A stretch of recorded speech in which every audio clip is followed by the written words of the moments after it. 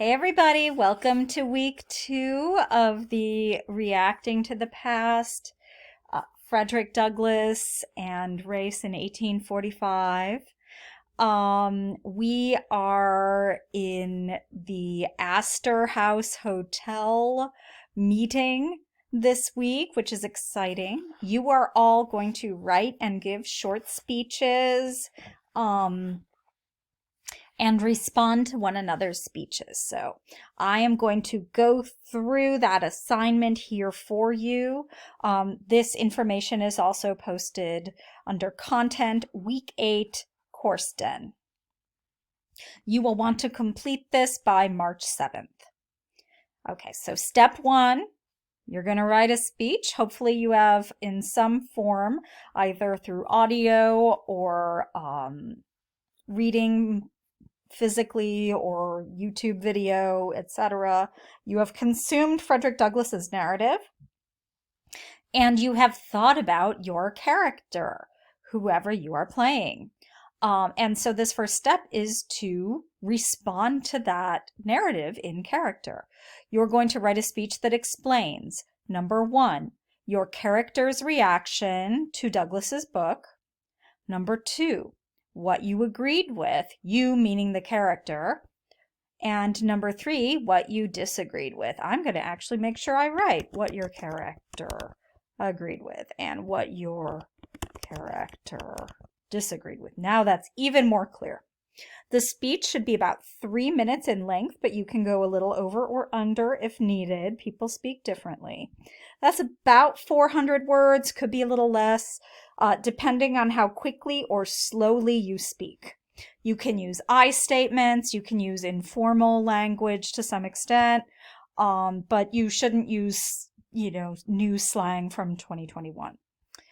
Then what you are going to do is to practice reading or performing the speech a few times.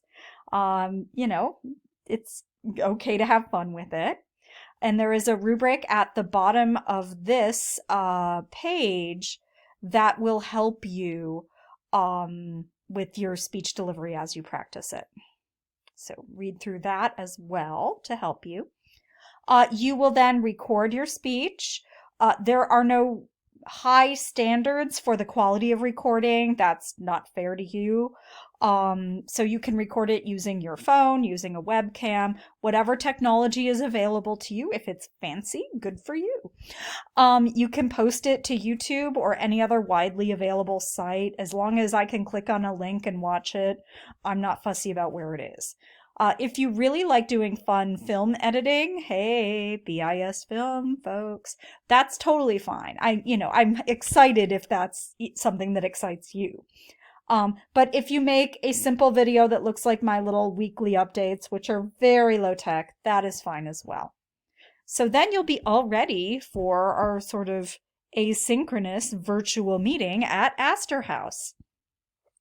What you will do is post a link of your video to Slack, and you're going to, have that up there, make sure it works, and you're going to listen to everybody else's speeches. I'm going to have a part of the channel set aside for this. It'll be fun to see what everybody else thinks of Douglass's work. It'll be kind of fun to get to know other people's characters. And as a bonus, you can watch my silly vintage taste test videos, and you're welcome to post your own dinner. I think it would be nice if everybody chose one day between now and March 7th to cook themselves a dinner and, don't drink out of your can of LaCroix or whatever. Probably not LaCroix. I'm one of the nerds that likes that stuff. Pour it into a proper glass, eat on a real plate, get fancy. So yeah, do that if you like. If not, that's okay too. If you just want to toast with a taco, I will totally be fine with that. Post a written version of the speech, so it's whatever you performed as you were recording. Post that in Dropbox so that I can give comments on the written content. And then what you're going to do is via text, or I guess you could video if you want, via text or video to someone else's speech on Slack. So it can be somebody you agree with, someone you disagree with, somebody somewhere in between, or they just have a point you hadn't thought of. Try to choose a speech no one has responded to yet so that everybody gets a respondent. And then finally, you're going to suggest a resolution related to slavery based on the speeches and your character's ideas. So this could be a governmental policy, a plan to organize, a series of lectures, or based on all of this stuff, whatever you think would be able to help make the country a better place in 1845, as long as it makes sense in the context we're talking about. And you do have to vote on the resolutions in character. So that what that means is everybody can't say, hey, abolition sounds right to me, and then 100% of people vote for it. That's obviously what we think today. But one of the things that we learn from doing exercises like this one is why change was slow to happen. You know, why people felt it was safer to keep things as they were. I think that during times of social change, like those we are experiencing now, learning why people want to keep things the same and why people want to make changes, you know, it's a valuable skill regardless of the time period or what's under discussion. So you'll see here we have a rubric for speeches. And here,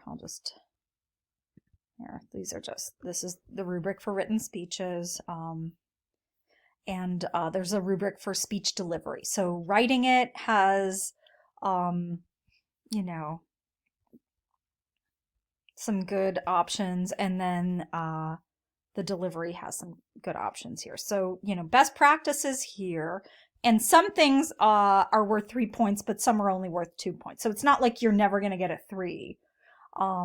But basically, you know, you get 2 points for having a clear position. You get 2 points for having coherent organization. There's no like magical organization that you're going to have to get extra points. You won't need them. You can still get an A. You accurately refer to 2 or more texts and or historical and game events. And this is fewer than 2. I'm editing now. So yeah, or you misinterpret what you're talking about, or you use no examples. So, you know, ideally, here I'll say, yeah, 2 or more, and then here you talk about something, and then, you know, here you misinterpret things. I'll put, you know, you refer to no texts or historical events. That's correct, you know, or misinterpret them. And then here's like, you don't do anything. All right. So point of view, does your speech plausibly reflect your character's point of view? So ideally here, it's consistent with what your character might have expressed. Historical accuracy. Does your speech reflect what was known at the time? Are there any anachronisms? And, you know, ideally, yes, it's accurate. If it includes an anachronism, I mean, I'm not going to go in with the Oxford English Dictionary and look up every single word. You know, we all, you know, have our limitations, and I respect that. And accurate, I'm going to be generous and try to make it seem accurate. But you know best what kinds of words you are reading in the documents for this class. You know how some of it sounds, so, you know, feel free to get exciting there. So, you know, if you have any concerns, you can send me a draft and I can read it. All right, clarity. So this is speech delivery. So there's some overlap because we have clarity, like, is the main point clear in the speech? Here's, you know, is the main point clear in the speech as you say it to people? Like, if you mumble the main point, or like you skip that line and I see it in the turned in copy, then you might lose points for that, even if it's there. Sorry. But yeah, so ideally your speech will be clear, you will be fluent, You will make eye contact with the camera and use phrases that help guide your listeners. So phrases like, in conclusion, one thing you must remember is, I cannot state emphatically enough that.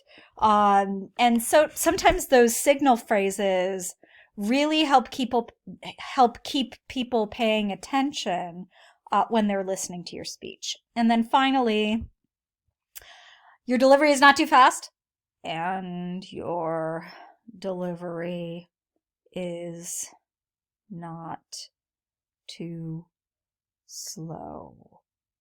So, yeah, your delivery is not too fast or too slow. And time it, have a friend listen, all that good stuff. You can definitely do it. And so here there's a total of 8 because there's 2 times 4. And so then you get 8 points for that. So you got 8 points for one, 11 for the other. So that's a total of 19 points. And then you'll just receive a percentage of that for week 2. Just like you'll receive a proportional grade for week 1. Thank you for listening to this long exposition of what you're going to be doing this week. I hope it was helpful. It might take longer to hear it explained than to actually do it, because basically, I think you can write a speech in about an hour and perform, and record it, and then practice for an hour, and then, record it in 15 minutes, and then you just do a few other things on Slack, ideally. So hopefully that's about the amount of time it'll take. Don't spend like days and days on it. Just, think of it the way these actual historical figures did. They had a lot going on, just like you all do. And so they would spend some time on a speech, but, they were busy like you were. You can fit this in with all your other activities. Thanks again, and I'm cheering for you, and I really appreciate your hard work. Thanks a lot.